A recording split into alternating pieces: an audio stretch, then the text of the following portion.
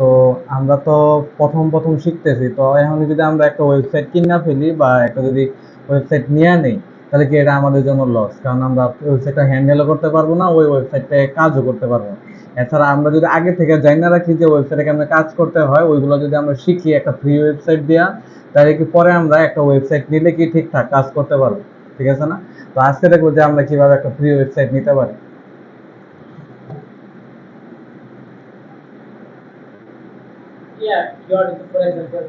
হুম, একটা দেখ।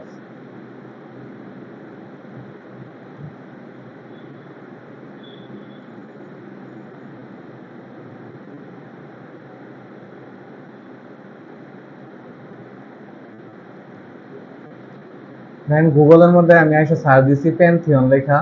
প্যান্থিয়ন লেখা সার্চ দেওয়ার পরে এনে আমার একটা ওয়েবসাইট আসছে pantheon.io। ঠিক আছে না? এই ওয়েবসাইটটার মধ্যে আমি ক্লিক দিলাম। ক্লিক দেওয়ার পরে এনে আমার অপশন আছে কি গেট স্টার্টেড। আর গেট স্টার্টেড দেওয়ার পরে এনে আমার একটা অপশন আসছে কি continue with Google.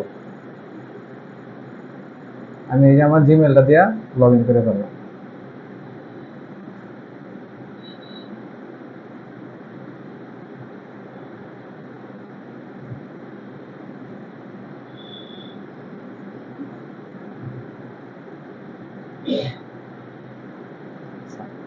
Log in করার পর এনে দেন আমার একটা ড্যাশবোর্ড আসছে। ড্যাশবোর্ডের মধ্যে এনে আমার একটা অপশন আসছে কি ক্রিয়েট নিউ সাইট।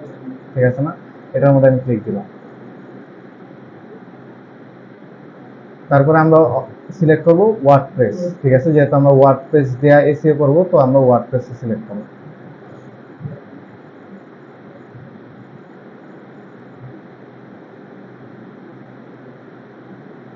এখন আমার সাইটের নাম দিতে বলতেছে। ঠিক আছে, আমি এনে একটা নাম দিয়ে দিলাম, বললাম মোয়াস একাডেমি। একটা নাম দিয়ে দিলাম। দেওয়ার পরে ইউনাইটেড স্টেট এরকম আপনি যে সিলেক্ট করেন সমস্যা নাই, দিয়া কন্টিনিউ দিয়ে দিন।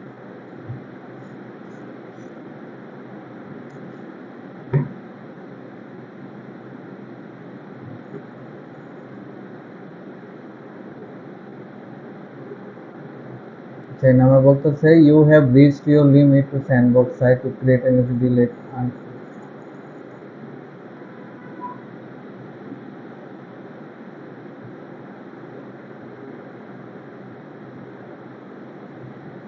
আচ্ছা, এই নাম্বার বলতেছে আমি আগেও আরো কয়েকটা সাইট খুলছি, তো যদি আমি নতুন সাইট খুলতে চাই তাহলে কি আমার আগের সাইটগুলোকে ডিলিট করতে হবে। ঠিক আছে, যদি আপনাদের কখনো এই সমস্যা হয় বা আপনাদের যদি মানে এরকম ঝামেলা হয় যে আপনার এই ওয়েবসাইটগুলা আপনি দুই তিনটা ওয়েবসাইট খুলছেন, হ্যাঁ, পরে এরা আর চালাতে চাইতেছেন না, তখন মনে করেন আপনি এই জায়গা থেকে ওয়েবসাইট ডিলিট করে দিবেন।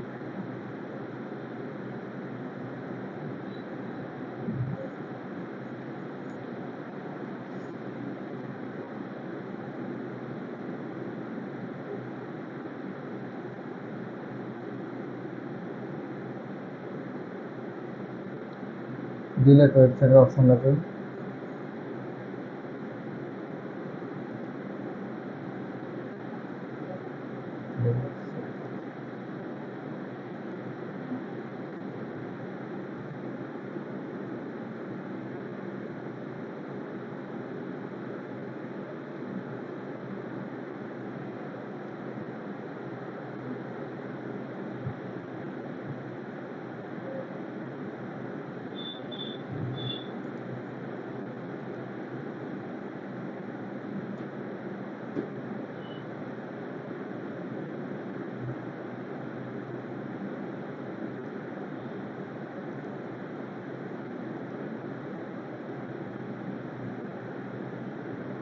ডিলিট কেমন করে? কোনো একটা সাইটের মধ্যে ক্লিক দিয়া তারপরে হচ্ছে এই যে আমার সেটিং এর অপশন আছে, এটার মধ্যে ক্লিক দিয়ে যদি এই যে ডিলিট সাইট এটার মধ্যে যায়, যদি আমি ডিলিট সাইটের মধ্যে ক্লিক দিই, আমার বলছে এই জিনিসটা টাইপ করতে। তো এই জিনিসটা আমি এনে দিয়ে দিলাম, তারপরে যদি এটা দিয়ে দিই তাহলে আমার সাইটটা ডিলিট হয়ে গেছে। খালি রিলোড দিলি।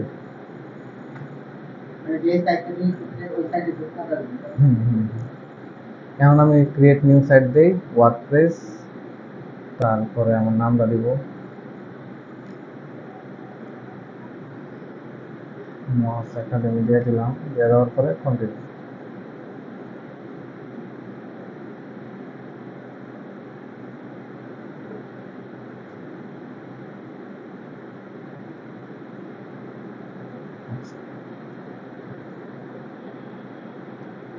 কন্টিনিউ দেওয়ার পরে আমার কাছে এই যে এরকম একটা অপশন আসছে, ঠিক আছে। এই জিনিসটা যখন ফুল হয়ে যাবো তখন আমাদের একটা ফ্রি ওয়েবসাইট কি তৈরি হয়ে যাবে।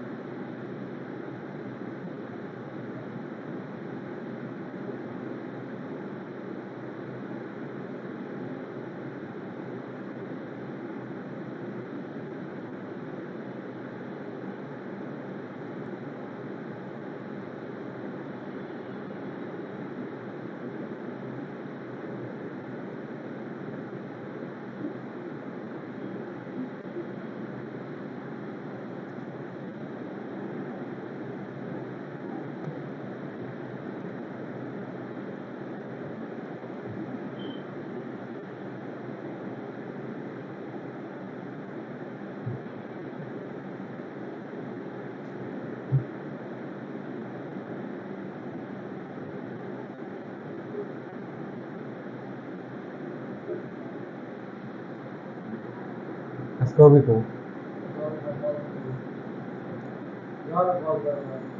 জয় গেছে তো কারোর বিয়েতে,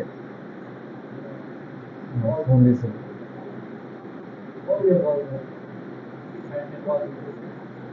সাথে গেছে মনে হয়।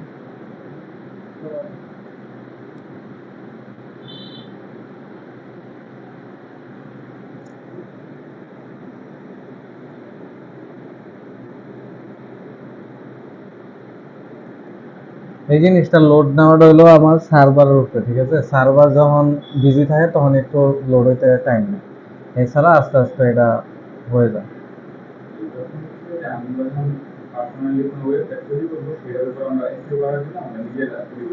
আমরা আর কি যে ফ্রি একটা ওয়েবসাইট নিয়ে নিতে আসি অন্য একটা ওয়েবসাইট থেকে, এই ওয়েবসাইটটা কখনো র্যাঙ্ক করবে না, ঠিক আছে।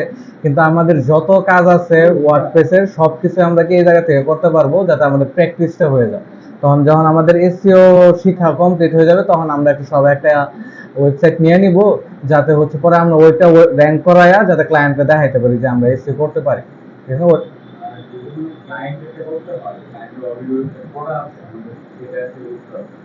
ক্লায়েন্টের শুধু আপনার ই দিয়ে দিবে হচ্ছে আপনি জিমেল দিবেন, সে অ্যাক্সেস দিয়ে দিবে। তখন আর কি অন্যরকম ভাবে দেখাইবো। যদি আমার অ্যাক্সেস দেয়া দেয় তখন হচ্ছে আমার কেমন দেখাবে এটা দেখাবো।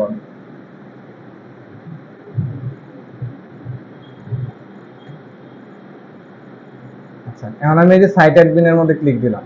সাইট অ্যাডমিনের মধ্যে ক্লিক দেওয়ার পর আমার ল্যাঙ্গুয়েজ চুজ করতে বলতেছে, আমি ল্যাঙ্গুয়েজ চুজ করলাম ইংলিশ, তারপর আমি কন্টিনিউ দিলাম। তারপর হচ্ছে সাইট টাইটেল, আমার সাইটের নাম কি হবে। তো এটার মধ্যে আমি দিয়ে দিলাম মোয়াস একাডেমি, ঠিক আছে। ইউজার নেমটা দিয়ে দিলাম মোয়াস। আচ্ছা, তারপরে আমার পাসওয়ার্ড চাইতেছে, একটা পাসওয়ার্ড দিয়ে দিবেন। আমি দিয়ে দিলাম মোয়াস 24, এরকম একটা পাসওয়ার্ড দিয়ে দিলাম।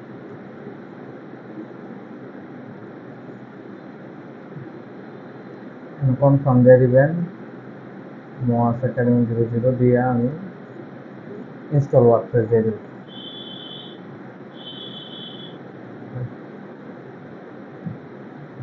যেই পাসওয়ার্ডটা দিবেন ওটা একটু মনে রাখবেন। এই যে ক্লায়েন্টে যদি আমারে অ্যাক্সেস দেয় তাহলে আমার ডাইরেক্ট এই পেজের মধ্যে চলে আসবে। তারপর ক্লায়েন্টে আমারে অ্যাক্সেসের সবকিছু দিয়ে দিবে। এখানে আমার মোয়াস জিনিসটা দিয়ে ধরেন ইউজার নেমটা দিয়ে দিবে, আর এখানে পাসওয়ার্ডটা দিয়ে দিবে। পাসওয়ার্ডটা দিলেই তারপরে হচ্ছে এই জায়গা থেকে আমি লগ ইন করলেই আমি ঢুকে যাবো। হ্যাঁ হ্যাঁ, আমি এটা দিচ্ছি। আচ্ছা আচ্ছা, এই ঢোকার সময় হ্যাঁ আপনারা এই যে এনে যে এই যে ইন্টারফেসটা যখন আসবে এই জিনিসটা একটু বুকমার্ক করে রাখবেন, এই জায়গায় স্টার দিয়া এটা কি সেভ করে রাখবেন। তাহলে কি যে আমাদের আজকে অনেক লেট, একজন পিছিয়ে চলে যাও আপুরে বসতে।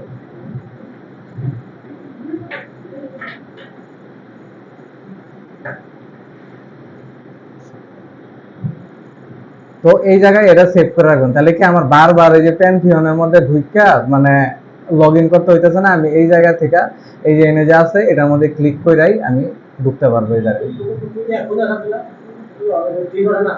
এটা আমি স্টার দিয়ে রাখছি প্রথমে, এটা আমি সেভ করে রাখছি। সেভ দেওয়ার সময় আমি এই যে এনে দিয়ে রাখছি অল বুকমার্কস, ঠিক আছে। এটা দেওয়ার পরে আমি ডান দিয়ে রাখলাম। ডান দিয়ে রাখার পরে কি এই যে এনে অল বুকমার্কস এর মধ্যে যদি আমি আসি, তাহলে কি এই যে এটার মধ্যে যদি আমি ক্লিক করি তাহলে কি আমাকে ডাইরেক্ট এই জায়গায় নিয়ে আসা পড়তেছে, আমার বারে বারে প্যান্থিয়নে ঢুকতে হইতেছে না, ঠিক আছে।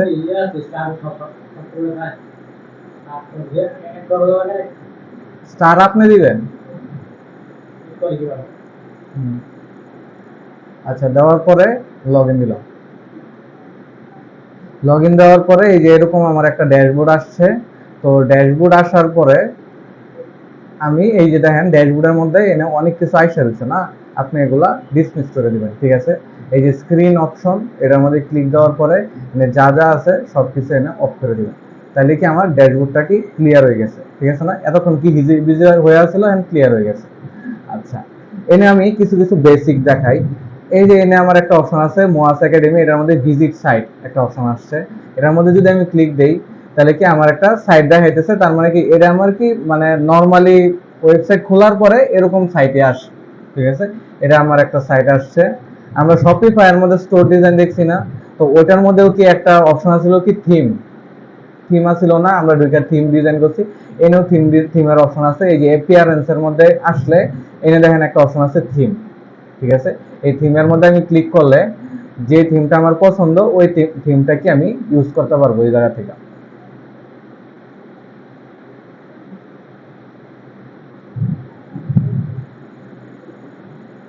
ধরলাম আমার এই থিমটা পছন্দ হয়েছে, তো এই থিমটা আমি এই যে অ্যাক্টিভের মধ্যে ক্লিক করব। এই অ্যাক্টিভের মধ্যে আমি ক্লিক দিলাম। ক্লিক দেওয়ার পরে দেখাইতেছে যে আমার এই থিমটা কি অ্যাক্টিভ হয়ে গেছে। এখন আইনে আমার কি কাস্টমাইজের অপশন আসছে, ঠিক আছে। আমি চাইলে এই জায়গা থেকে ক্লিক করে এটা আমি কাস্টমাইজও করতে পারি।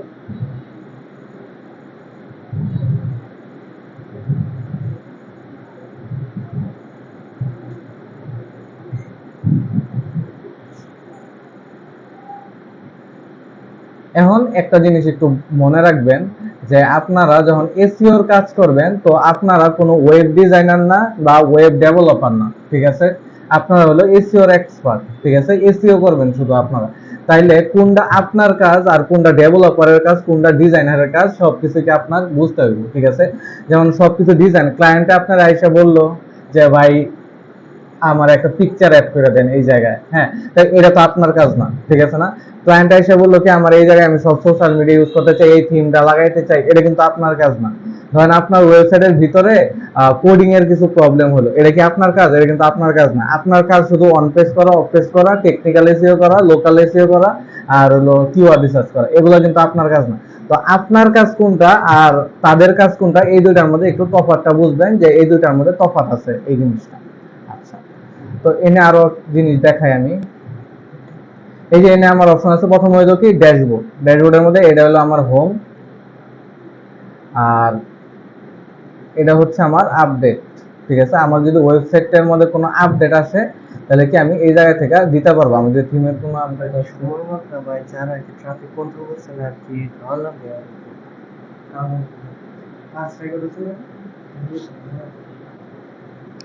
যদি ট্রাফিক কন্ট্রোলার, আচ্ছা, তারপরে হইতেছে যে এনে যদি আমার কোনো আপডেট আসে তো আমি এই জায়গা থেকে দেখবো, এই আপডেটের মধ্যে ক্লিক করার পরে ওইগুলো আপডেট করলে কি এই যে এনে আমার আপডেট দিলে কি সবকিছু আমার আপডেট হয়ে যেতেছে। ধরেন কোনো আমি একটা থিম ইউজ করলাম, ওই থিমটা নতুন একটা আপডেট আসছে, ঠিক আছে, ওটাও কি আমি এই জায়গা থেকে কি আপডেট করতে পারি। আমার ওয়ার্ডপ্রেসেও কিন্তু মাঝে মাঝে আপডেট আসে, ঠিক আছে। দেখেন you have the latest version of WordPress, ঠিক আছে, রি ইনস্টল ভার্সন এরকম। তার মানে কি আপনি চাইলে এটারে আবার ইনস্টল করতে পারবেন। প্লাগইনস, তারপরে হচ্ছে থিমস, আপনি যেই থিমগুলাই আপডেট আসছে না কেন ওইগুলো আপনি আপডেট দিতে পারবেন।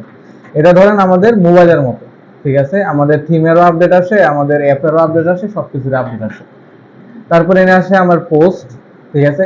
এই পোস্টের মধ্যে যদি আমি ক্লিক করি তাহলে হচ্ছে আমাদের ওয়েবসাইটের মধ্যে যত পোস্ট আছে সবকিছু আমরা দেখতে পারবো এই জায়গা থেকে। এই পোস্টের মধ্যে মনে করেন আইসা যদি আমাদের যত পোস্ট আছে আমরা এনে দেখতে পারবো। এছাড়াও যদি আমরা অ্যাড নিউ পোস্টের মধ্যে ক্লিক দেই এই জায়গা থেকে আমি পোস্ট দিতে পারবো। যেমন আমি যদি এই জায়গা থেকে কিছু পোস্ট নিয়ে নিই,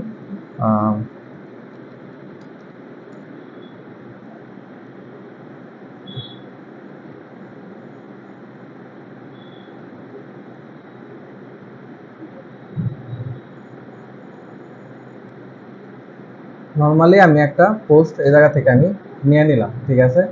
তো আমি যদি চাই এই জায়গায় আমি একটা, এই দেখেন পোস্টে আমি দিতেছি, এনে আমার অনেক কিছু দেখাইতেছে, দেখেন এটা আপনার টাইটেল, এটা হচ্ছে এরকম এরকম, এগুলার দরকার নাই, এগুলো আমরা আস্তে আস্তে আর কি দেখবো, ঠিক আছে।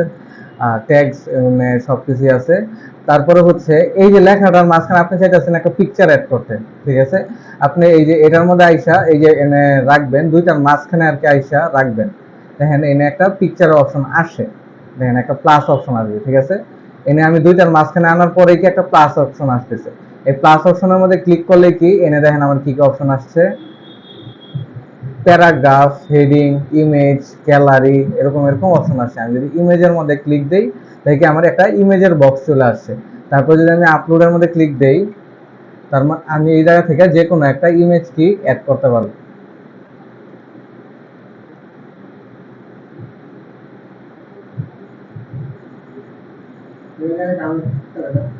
হ্যাঁ, ইমেজটা আগে থেকে ডাউনলোড করা থাকতে হবে পিসির মধ্যে, তারপরে আপলোড করে দিবেন।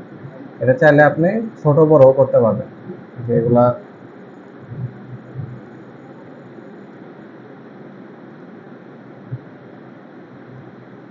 চাইলে কি এটা ছোট বড় করতে পারবেন। আচ্ছা, এটা তো একটা গেল। তারপরে হচ্ছে এই জায়গা থেকে হচ্ছে আমার এনেও যদি আমি ক্লিক দিই তাহলে ওকে এই যে এনে আমার অনেক অপশন চলে আসছে, প্যারাগ্রাফ, হেডিং, লিস্ট, এরকম এরকম। প্যারাগ্রাফ জিনিসটা কি, এই যে আমরা যেগুলা লিখছি এটা কি আমাদের প্যারাগ্রাফ, ঠিক আছে, একটা প্যারায় প্যারায় লিখতেছি, এটা হলো আমার প্যারাগ্রাফ। তারপর হচ্ছে হেডিং, এই যে আমরা যে বোল্ড করা যে অপশনগুলো আছে না, বোল্ড করা যে অপশনগুলা, এই যে উপরেরটা, তারপরে হচ্ছে এটা, এই বোল্ড করা অপশনগুলো হচ্ছে কি হেডিং, ঠিক আছে। মানে কি হেডিং মানে কি শিরোনাম, আমরা রচনা লেখার টাইমে মাঝখানে মাঝখানে লিখতাম না শিরোনাম, এরকম। তাহলে এগুলো হচ্ছে কি হেডিং। আবার যারা যদি HTML পড়ছেন তারা জানেন যে হেডিং হচ্ছে 6টা, ঠিক আছে, H1 থেকে H6 পর্যন্ত 6টা হেডিং আছে, ঠিক আছে। আমি যদি একটু দেখাই আপনাদের, তো H6,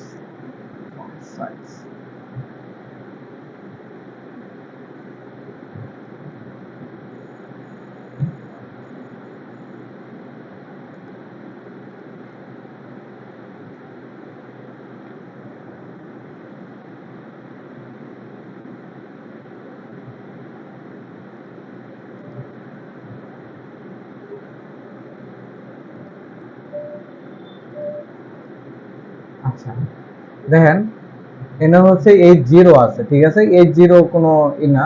তো H1 দেখেন, H1 হচ্ছে সবচেয়ে বড়, টাইটেল হচ্ছে H1, সবচেয়ে বড় হচ্ছে H1, আর সবচেয়ে ছোট হচ্ছে কি H6, ঠিক আছে। এখানে H6 টা দেওয়া না, আমি ভালো করে একটা নেই।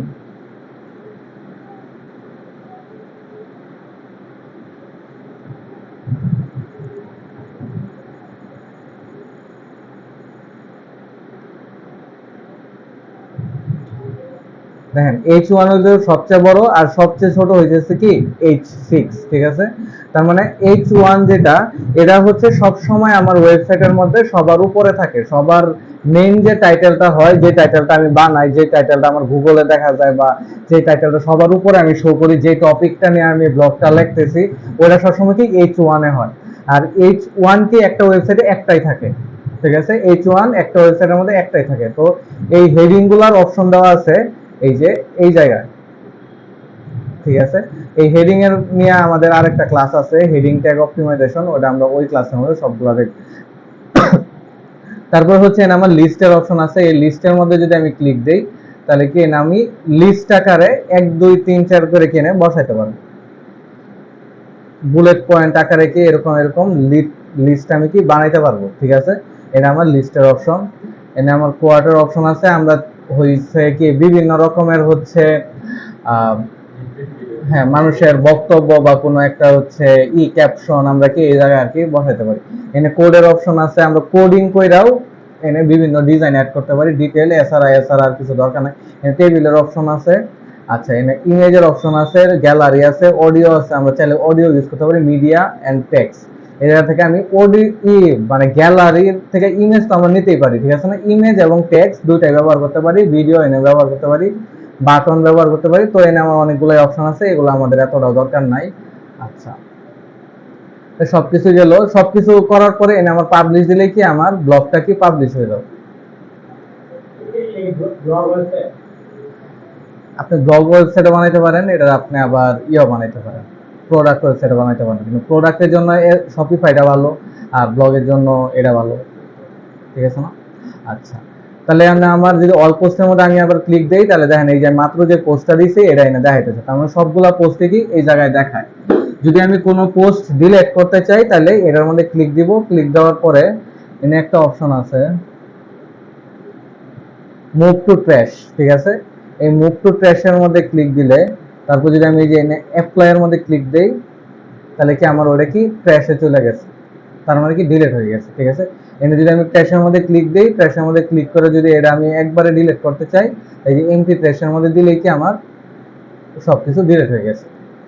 প্রথমে কি আমার ট্র্যাশে যাইতেছে। ট্র্যাশ মানে কি, ধরেন আমরা একটা ঘর ঝাড়ু দিছি, ঘর ঝাড়ু দেওয়ার পরে কি ময়লাগুলো তো ডাইরেক্ট ডাস্টবিনে ফেলা যায় না, একটা ঝুড়ির মধ্যে রাখি না? তো ওই ঝুড়িটা হচ্ছে কি ট্র্যাশ। আপনি চাইলে কিন্তু ওই ঝুড়ি থেকে কিছু যদি ইম্পর্টেন্ট কিছু পয়সা যায়, ওটা কিন্তু আপনি নিয়ে আসতে পারবেন, ঠিক আছে? কিন্তু ওই ট্র্যাশটা যদি একবার ডাস্টবিনে চলে যায়, তাহলে কিন্তু আর নিয়ে আসতে পারবেন। হ্যাঁ, রিসাইকেল বিন। তারপরে হচ্ছে আমার ক্যাটাগরি। তো বিভিন্ন ক্যাটাগরি আমি এই জায়গা থেকে বানাইতে পারি। যেমন হচ্ছে আমরা ক্যাটাগরি বানাইছিলাম শপিফাই এর মধ্যে, কালেকশনের মধ্যে আমরা বানাইছিলাম না? হেয়ারের জন্য একটা ক্যাটাগরি, বডির জন্য একটা ক্যাটাগরি, এরকম একটা বানাইছিলাম না? তো এরকম ভাবে কি আমরা এই জায়গা থেকে ক্যাটাগরি বানাইতে পারি। ক্যাটাগরি বানানোর জন্য আমরা এই জায়গায় ধরলাম আমরা টেকনোলজি, টেকনোলজি নিয়ে একটা ক্যাটাগরি বানাইতে চাইতেছি, এটা এনে দিলাম। স্লাগ, স্লাগ মানে কি আপনার ইউআরএলটা, ঠিক আছে? আপনি কোন ইউআরএলটা এনে ব্যবহার করতে পারেন। তো এগুলো আমরা এখন গেলাম না। তারপরে হচ্ছে এনে আমি অ্যাড নিউ ক্যাটাগরি, এনে ডেসক্রিপশন দিতে পারেন আপনার ক্যাটাগরিটা কি নিয়ে, এগুলোকে আপনি ডেসক্রিপশন দিতে পারেন। তারপরে হচ্ছে অ্যাড নিউ ক্যাটাগরি, এটার মধ্যে যদি আমি ক্লিক দিই, হ্যাঁ, না কোনো সমস্যা না, ওটা অটোমেটিকলি ক্রিয়েট হয়ে যায়, ঠিক আছে? আমাদের ক্রিয়েট করার কোনো দরকার নেই। তাহলে আমার ক্যাটাগরির মধ্যে যদি আমি ক্লিক দিই, তাহলে এখানে আমি দেখতে পারবো যে আমাদের অনেকগুলা ক্যাটাগরি, আমরা এই যে দেখেন এখানে আমার ক্যাটাগরি আছে, একটা হচ্ছে টেকনোলজি আর একটা হচ্ছে আনক্যাটাগরাইজড। তারপরে এখানে আমার অপশন আছে ট্যাগস। হ্যাঁ, এখানে আমরা চাইলে বিভিন্ন ট্যাগ ইউজ করতে পারি। যে আমি যদি টেকনোলজি ডিজিটাল মার্কেটিং নিয়ে কোনো ব্লগ লিখি বা ডিজিটাল মার্কেটিং নিয়ে কিছু লিখি, তা অটোমেটিকলি এই ট্যাগের মধ্যে কি মানে একটা ক্যাটাগরি ক্রিয়েট হয়ে যাবে, সব ওইগুলা ওইনে চলে যাবে। যদি ধরুন আমি একটা ল্যাপটপের ট্যাগ দিয়ে রাখলাম, তাহলে যদি আমি যেই ল্যাপটপ নিয়েই করি না কেন, ব্লগ লিখি না কেন, বা যেই ল্যাপটপে আমি কিছু করি না কেন, সবকিছু কি ওইটার মধ্যে অটোমেটিকলি ওটার মধ্যে অ্যাড হয়ে যাবে। আচ্ছা, ওই ট্যাগ ক্রিয়েট করার জন্য এই যে এই জায়গায় যদি আমি ক্লিক দেই, এনে যদি আমি লিখি, লেখা যদি অ্যাড নিউ ট্যাগের মধ্যে আমি ক্লিক দিই, এই যে ট্যাগ এনে আমার ওপেন হয়ে যাচ্ছে। আচ্ছা, তারপর হচ্ছে এনে আমার মিডিয়া, মিডিয়ার মধ্যে আমাদের যত রকমের ইমেজ আছে সবকিছু কি এই জায়গায় আসা পড়বে। আমি যেগুলো যেগুলো আপলোড দিব সব ইমেজ কি এই জায়গায় চলে আসবে। হ্যাঁ, সবগুলো এনে আসা পড়বে। আমি যে এটা অ্যাড করছিলাম এটা এনে চলে আসছে। এটার মধ্যে একটা অপশন আছে দেখেন, টাইটেল, ঠিক আছে? মানে এই যে এটার নামটা, ঠিক আছে? যেই নামটা আমার পিসির মধ্যে থাকবে ওই নামটাই কিন্তু এনে আসছে, ঠিক আছে? আচ্ছা, তারপরে হচ্ছে ক্যাপশন। আমি চাইলে এই বুটলটা কি এটা নিয়ে আমরা এনে দিতে পারি, বা আমাদের কিওয়ার্ড গুলো এই জায়গায় ব্যবহার করতে পারি, ঠিক আছে? এনে আমার অপশন আছে ডেসক্রিপশন, এই ইমেজের জন্য আমি ডেসক্রিপশনও দিতে পারি যে এই ইমেজটা কিসের না এগুলা এগুলা। আচ্ছা, এনে আমার একটা সবচেয়ে ইম্পর্টেন্ট একটা জিনিস আছে কি অল্টারনেটিভ টেক্সট, ঠিক আছে? এখন একটু বুঝেন, গুগলের যে বট গুলা যে আছে, ঠিক আছে, ক্রলার, হ্যাঁ, ওরা কখনো ভিডিও বুঝে না, ওরা বুঝে না, ইমেজও বুঝে না, ঠিক আছে? তো আমি যদি এনে ওয়েবসাইটের মধ্যে একটা ইমেজ ইউজ করি, তাহলে ওরা বুঝে না যে এটা আমি কিসের ইমেজ ইউজ করছি, ঠিক আছে? এটার জন্য তারা একটা, যদি না বুঝতে পারে, হ্যাঁ, তখন কি একটা পেনাল্টি দেয়, ঠিক আছে? আমি বুঝতে পারলাম না কেন, তার মানে তুমি কোনো 2 নাম্বারই করছো, এরকম এরকম একটা পেনাল্টি দেয়। মানে রাগের জোরে ধরেন, একটা রাগের জোরে একটা পেনাল্টি দেয়। এই পেনাল্টি যাতে না খাইতে হয়, বা যদি একটা ব্যাড ইমপ্রেশন যাতে না পাইতে হয়, তখন আমরা কি করি, এই অল্টারনেটিভ টেক্সটের মধ্যে আমরা আমাদের লেখা দেই যে এই ইমেজটা কিসের। যেমন আমি এটার মধ্যে লিখছি ব্ল্যাক ওয়াটার বোতল মকআপ অফ হোয়াইট ব্যাকগ্রাউন্ড, ঠিক আছে, এরকম লেখা দিছি না। তো এই জিনিসটা আমি যদি এনেও লেখা দেই তাহলে কিন্তু আমার ক্রলারটা বুঝতেছে যে এই জিনিসটা এটার, হ্যাঁ, মানে এটা একটা ব্ল্যাক ওয়াটার বোতলের, হ্যাঁ, যেটার ব্যাকগ্রাউন্ড হইতেছে হোয়াইট, এরকম বুঝতে পারছি। যদি আমি বাংলাদেশের স্মৃতিসৌধের একটা ইমেজ ব্যবহার করতাম তাহলে আমি অল্টারনেটিভ টেক্সটের মধ্যে লিখে দিতাম এটা বাংলাদেশের একটা স্মৃতিসৌধ, এরকম বুঝতে পারছি, যাতে কি আমার ক্রলারে যাতে বুঝতে পারে। আর ক্রলারে যদি বুঝতে পারে তাহলে তো আমার একটা ভালো ইমপ্রেশন দিব, আমার পয়েন্টটা বাইরে যাবো, এটাই আমরা চাই। আচ্ছা, তারপরে এনে আমার অপশন আছে গেলো কমেন্ট। যদি কেউ আমার ব্লগের মধ্যে কমেন্ট করে তাহলে এনে সব কমেন্ট আমার এই জায়গায় শো করবে। আচ্ছা, এনে এপিয়ারেন্সের মধ্যে দেখেন এনে আমার কয়টা অপশন আছে, থিম আছে। তো থিম কাস্টমাইজেশন মোটামুটি দেখাইলাম, থিমের কেমনে পাবলিশ করতে হয় এটাও দেখাইলাম অ্যাক্টিভ কইরা, তারপর পাবলিশ করলে কি থিম অ্যাক্টিভ হয়ে যায়। তারপরে হচ্ছে কাস্টমাইজ অপশন আছে, লাইক এগুলা উইজেটস, হেডার, এগুলা এত দরকার নাই। প্লাগইনস, এখন প্লাগইনস জিনিসটা কি? প্লাগইনস জিনিসটা হচ্ছে আমরা আমাদের মোবাইলের মধ্যে, হ্যাঁ, যে বিভিন্ন কাজ করার জন্য বিভিন্ন রকমের অ্যাপ ইউজ করি, ঠিক আছে। যেমন আমরা ফটো এডিট করার জন্য স্ন্যাপশিট বা পিক্সার